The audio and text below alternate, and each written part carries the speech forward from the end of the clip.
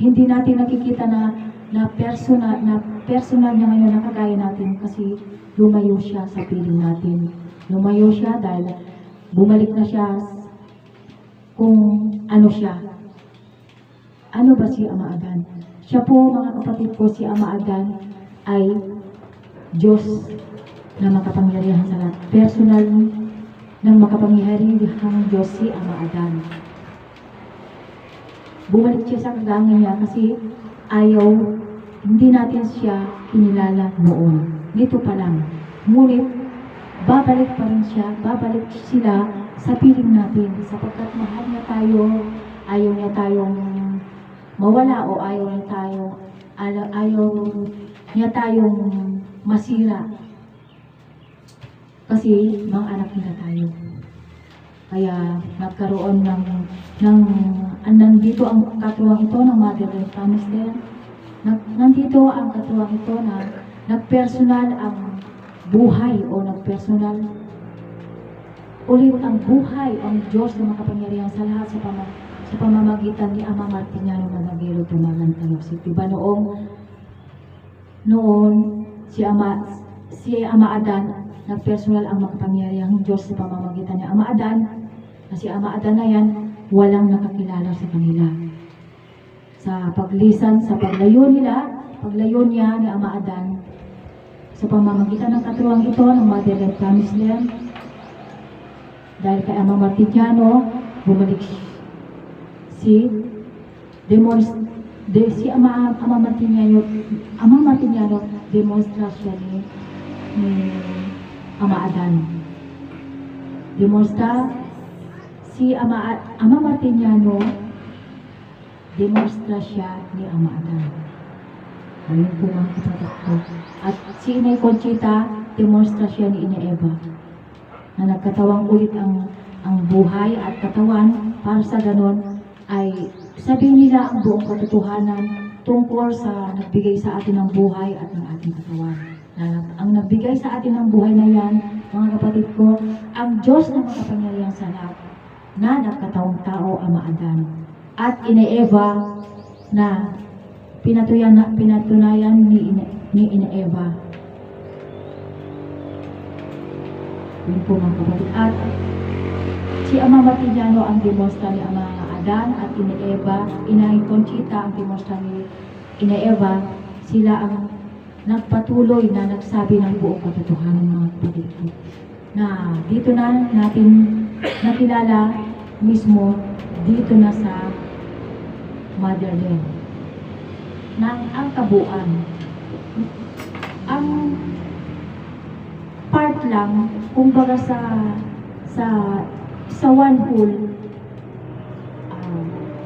pagpalagay natin kalahati sa Promised Land, kalahati dito. Pero dahil sa kabuuan, mas marami dito sa Mother kasi mas naipapaliwanag ang kabuuan nito. Kaya nagpapasalamat ako sa mga kapatid dito, mga prinsipe at prinsesa na kasalukuyang nagpapaliwanag ng katuruan ito at naipapaliwanag nila ng mabuti.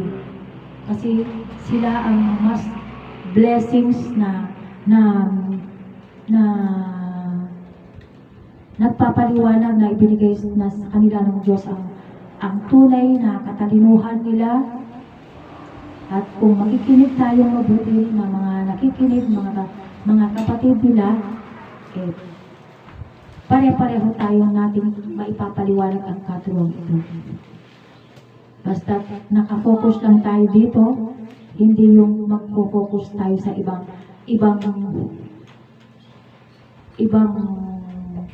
paniniwala, kundi dito lang sa katuruan ito ng Motherland, Promised Land. Walang basihan na libro-biblia, kundi ang basihan ang Diyos na makapangyarihan sa lahat. Siya po'y liwanag na naging langit, naging lupa, naging Adan, na personal niya na si Ama Adan, walang ama at ina. Kasi si Ama Adan, mga kapatid ko, personal ng makapangyarihang Diyos, kaya wala siyang ama at walang ina. Na si Ama Adan galing sa salita. Diyos nagkatawang tao. Salita nagkatawang tao, si Ama Adan at Ina Eva. O ang Diyos na makapangyarihan sa lahat, nagkatawang tao sa pamamagitan ni Ama Adan at Ina Eva. Yun po mga kapatid, diba? Mga pawang, mga katotohanan mga kapatid ko. Kayo po ang manuri mga kapatid ko na kahit na sinasabi kong katotohanan ito, kung hindi nyo naman susuri mabuti, kaya nga nagpiligyan tayo ng Diyos na kanya-kanyang katalinuhan at nang sa ganon, lahat ng mga isinasaysay namin, ipinapaliwanag namin dito sa katulong ito, isa-isahin yung unawain. Kasi binigyan tayo ng Diyos ng talino upang sa ganon, ang katuruan na kagustuhan niya o naaayon sa kanya, bawat salita, lalo na itong katuruan ito, bawat salita o kataganan na binabanggit dito, kailangan nating suriin at patutuhanin. Tayo din lang ang magpatotoo. Kagaya ko, kasi noon, hindi pa ako pumupunta dito, naniwala ako kay Ama Martiniano. Dahil sa kapangyarihan niya, sa mga sinabi niya, pero hindi pa kabuuan. Na kahit na nawala na ako ng pag-asa noon na nung wala ang personal ng langit o si Ama Martiniano, akala ko wala na akong pag-asa na malalaman pa ang tunay na kabuuan ng katotohanan. Kaya nagpapasalamat ako dito sa mga kapatid, dito sa Motherland, na dito na rin sila nakatira at sa mga malalapit na sila ang mas nakakaunawa at wish ko din na kung ano yung talino nila na hindi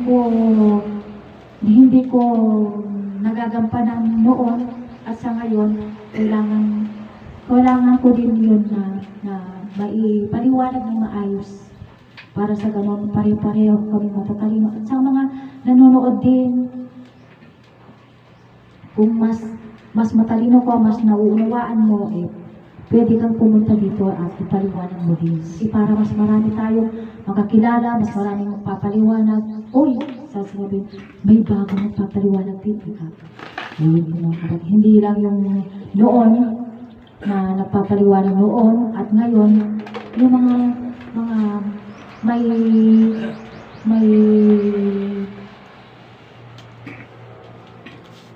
merong ganap o merong kung gusto niya na maipaliwanag din ang gusto niya sabihin o na naliwanagan niya dito sa katulungan ito. Kasi mas marami tayong magpapaliwanag. Kung hindi naintindihan ng natin doon sa isa, meron pang mas magpapaliwanag. Mabubuo yan. Kasi mahigit 10 kami dito, pero ngayon 10 lang kami, may kasama kami mga grade school pala, pero siyempre yung mga mas nakakatanda, mas malalim ang pag-unawa, andito. Ano po mga kapatid. Kaya maraming salamat sa makapangyarihang Diyos at binigyan tayo ng chance na makilala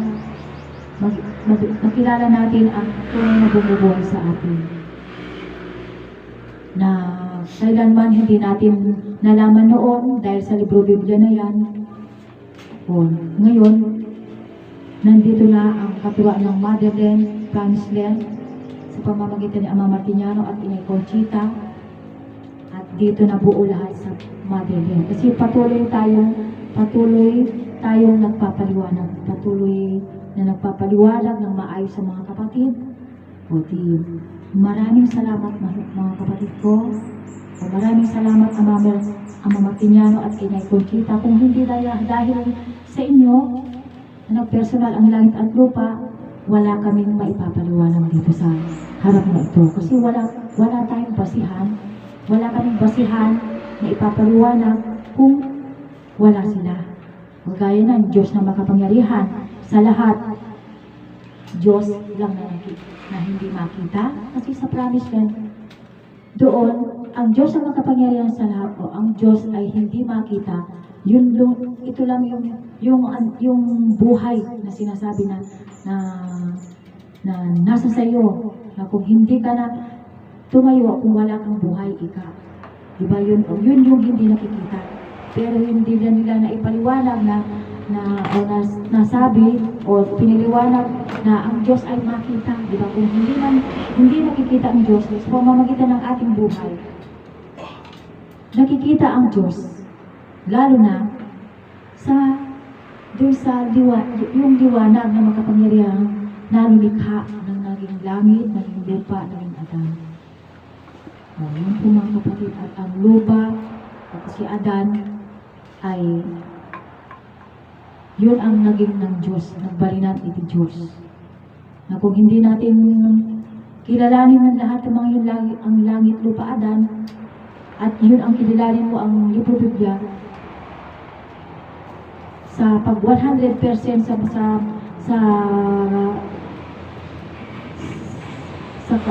katalinuhang binayaran, walang percent yun. Mga kapatid, walang percent. 0% o walang percent. Pero dito sa katuruan ito, kinilala mo ang God Almighty, naging langit, lupa, Adan na walang kasalanan kasi personal siya ng Diyos, walang ama at ina, o ang Adan na galing sa salita. Yun po mga kapatid, 100%.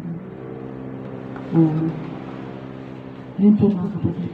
Kaya po mga kapatid ko, kailangan nating magkaisa sa katuruang ito ng Motherland Promised Land, kasi ito lang ang tunay na hinahangad ng Diyos, na hangarin niya, wish niya para sa atin na makilala natin sila, kasi matagal ng panahon na hindi natin nakilala ang makapangyarihan Diyos na naging langit na nagbigay sa atin ng buhay sa pamamagitan ni Ama Adan, naging lupa sa pamamagitan ni Ina Eva. O Diyos Espiritu Santo na hindi daw nakikita ika ng reliyon, pero dito sa amin nakikita ang Diyos Espiritu Santo. Hindi lang natin nakikita na personal niya kasi pero iniwan niya sa atin, o yung iniwan niya sa atin yung pagmamahal niya, yung regalo sa ating buhay at ang ating katawan. Buhay sa pamamagitan ni Ama Adan, at ang katawan natin sa pamamagitan ni Eva, sa pamamagitan ng ating ina. At ang Diyos na makapangyarihan sa lahat mga kapatid ay hindi kailanman siya magkasala, dahil banal mga kapatid ko siya. Banal kako kasi si Ama Adan walang kasalanan.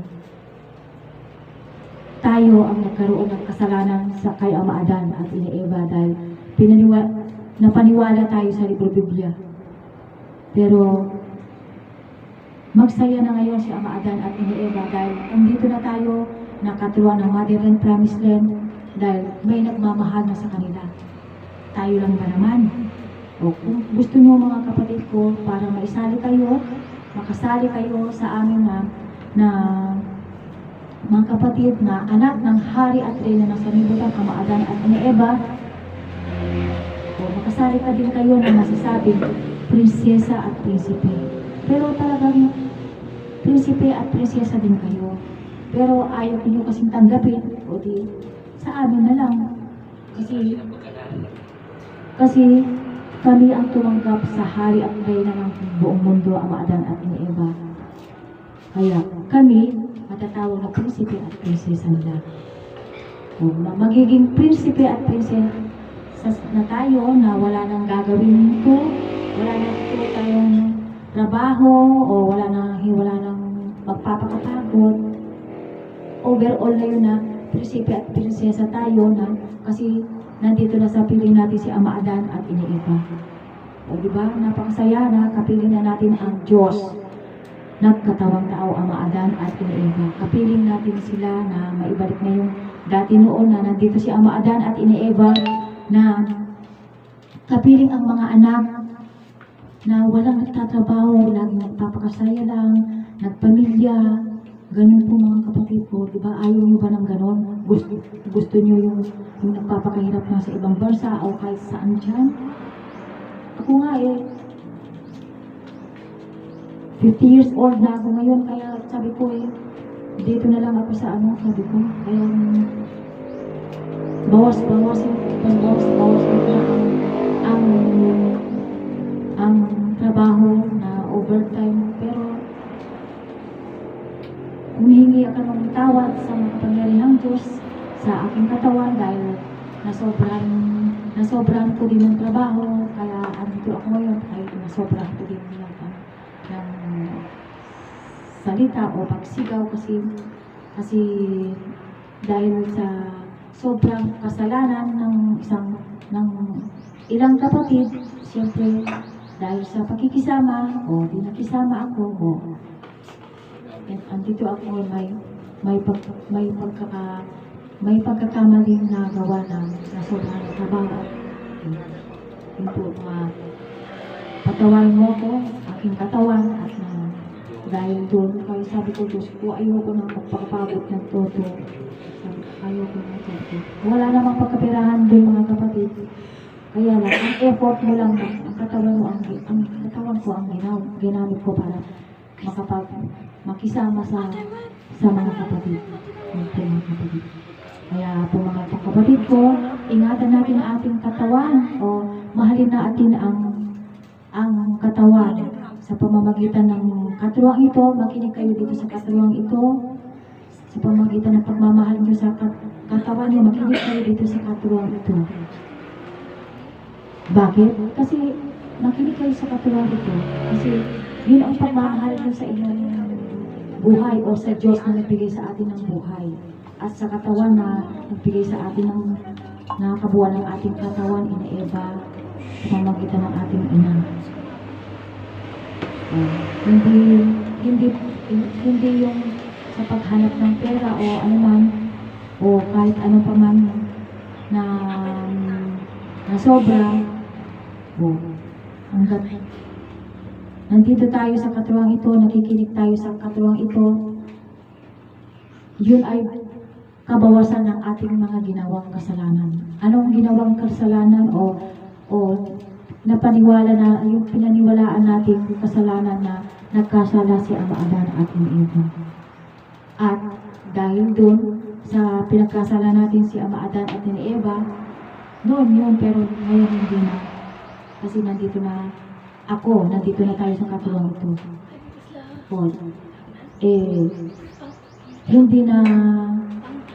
Hindi na sosobra ng trabaho o ano pa man o yung ang katuwang ito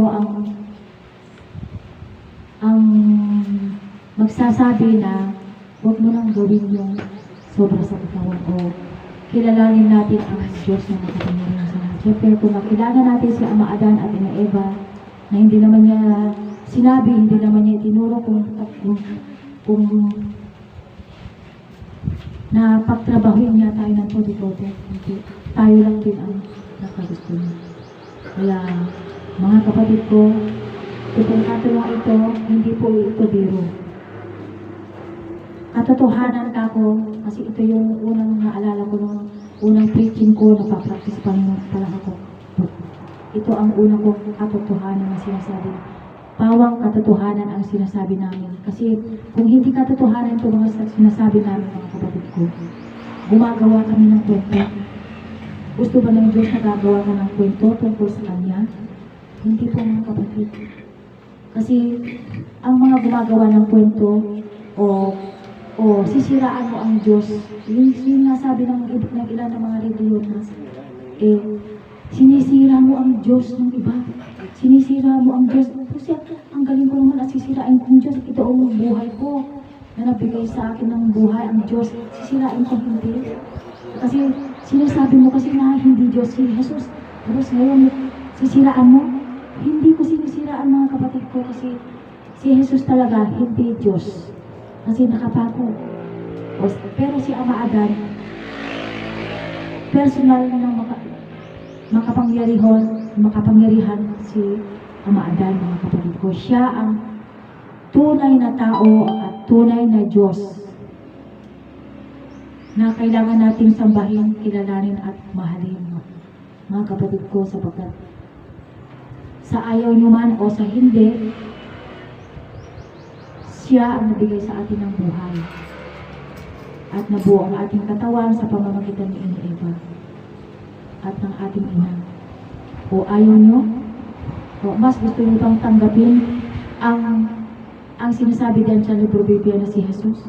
Hindi po mga kapatid ko. Na kahit paulit-ulit namin sinasabi ito sa inyo, kahit paulit-ulit, ito yung pawang katotohanan. Dahil dito nakasalalay ang ating buhay para manatili ang ating buhay sa ating katawan. Kaya nga po mga kapatid ko, nakakapanghina kung may mga kamag-anak na nawala, nakakapanghina ng pakiramdam. Pero sa kanila lang yun kasi nasobra ng trabaho o kung ano pa man. Yun po mga kapatid. Kaya kung kinakailangan, iiwasan ko yung mga ganong bagay na kahit na ayaw ng aking ng aking pamilya na anong gagawin mo ngayon? Ano, senior citizen ka na? Para hindi ka na magtrabaho. Ika sa akin, bakit? Mahina ka na ba? Hindi naman kaya na siyempre pag nasobrahan na, ganun ang nangyayari mga kapatid ko. Kasi ayaw naman ng Diyos na magtrabaho tayo para sa ganun magtrabaho tayo ng todo-todo. Para sa ganun magkaroon lang na tayo ng pagkain. O sabi ko nga, mag-practice na rin tayo na kahit na wala ka mang kinita ngayon, wala ka mang ipamili ng pagkain, o di, practicein mo na ngayon ang pangko, marami pa namang tubig, o di, uminom tayo. So, dito, makinig tayo dito sa katuruang ito, may live at Facebook naman, o sa YouTube, lalo na itong katuruang ito, mga kapatid ko, kasi, sabi ko nung doon sa nawala, makinig ka lang sa, kahit na hindi ka pumupunta doon, sa Motherland, makinig ka sa katarong ito, meron ka ng Facebook, meron ka ng YouTube, pwede mong pakinggan ito. So, yun ang pinakamabisang gamot natin. Kasi hindi natin nakilala ang Diyos. Yun, unti-unti, mawawala din. Pero siyempre dahil sa nasobrahan na siya, kaya humihingi ako ng tawad sa sarili ko at sa kapuso ko o sa mga kapatid ko dito o sa labas o sa mga nakikinig sa aking live na kung hindi mo nagugustuhan o kung ayaw mo humihingi ako ng tawad. Pero dun nga sa Bible,